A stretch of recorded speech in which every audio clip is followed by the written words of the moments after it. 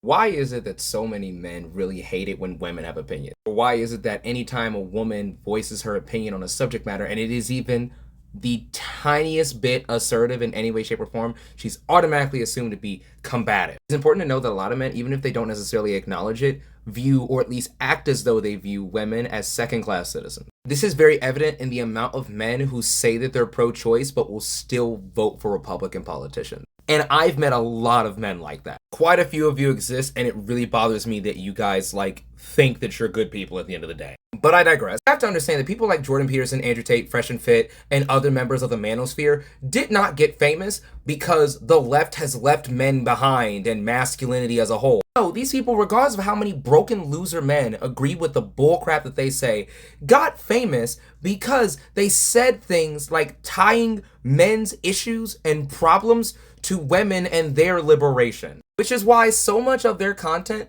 stems back to or goes back to feminism and pokes at feminism constantly. And if you take the things that these people say and boil it down and distill it down to its bare minimum property, start to see a trend of men dominating women and women, not having agency and women not talking or voicing their opinions on subject matter. And I think largely the reason why this is so appealing to a lot of these men is because a woman who speaks to them, again, a person that believes that a woman is a second class citizen, is a woman or is a person that disrupts the status quo, disrupts the hierarchy, disrupts what is natural or what they perceive to be quote unquote natural. If she's talking and voicing and concerning her opinions, she's not doing them dishes. If she's talking and voicing her opinions, she's at council meetings. She's not at home doing the dishes and taking care of the children. If she's out at rallies and protests voicing her opinion,